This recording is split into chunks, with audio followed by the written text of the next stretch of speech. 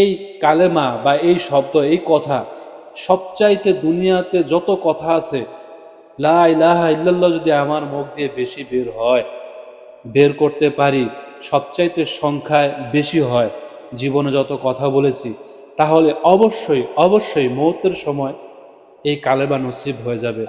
আর আজকে সবচেয়ে লাভজনক একটি ব্যবসার কথা বলবো। অনুরোধ থাকলো ভাই বোন যারাই দেখতেছেন, সবাই গুরুত্বপূর্ণ কথা যাবেন করুন, এর অবশ্যই ভিডিওটা শেয়ার করে দিবেন, সবাই যেন জানতে পারে, শিখতে পারে, আপনিও এর সওয়াব পাবেন যারা যারা এই শেয়ারের মাধ্যমে এই আমলটি করবেন। এর চাইতে লাভজনক দামি ব্যবসা কিছুই হতে পারে না। কেন এই কথা বললাম? আমরা এই মুখ দিয়ে যেই কথা বেশি বলবো, অবশ্যই যে কোনো ব্যথার সময় বা আমাদের জীবনের পরন্ত যে সময় আছে, আমরা দুনিয়া ছেড়ে চলে যাব, ওই কথাই মুখ দিয়ে বের হবে। তাই অনুরোধ থাকবে আপনাদের কাছে, আমরা যখন ঘুমোতে যাব তাসবিটা হাতে নেব। তাসবি হাতে নিয়ে আমরা লা ইলাহা ইল্লাল্লাহ এ জিকির করতে করতে ঘুমিয়ে যাব। দেখবেন তাসবি হাতে নিলে অটোমেটিক আল্লাহর কথা স্মরণ হবে এবং লা ইলাহা ইল্লাল্লাহ জিকির করার জন্য মন উদ্বুদ্ধ হবে। আর এর দ্বারা কয়েকটি ফায়দা আছে। লা ইলাহা ইল্লাল্লাহ জিকির করতে করতে যদি ঘুমিয়ে যাই, দেখবেন একটা সময় মন দিল তৈরি হয়ে যাবে, আল্লাহ তাআলার মহাব্বত ঢুকবে।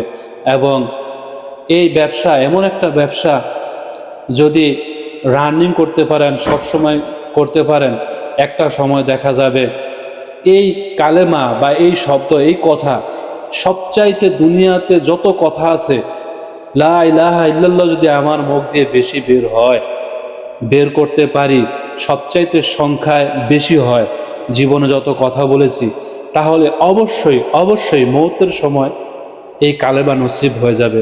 আর অবশ্যই আমরা সবচাইতে নিম্ন মোমেন যে, সেও জানি যদি মৌতের সময় কালেমা নসিব হয়ে যায়, অবশ্যই আল্লাহ তাআলা বিনা হিসাবে জান্নাত দান করবেন।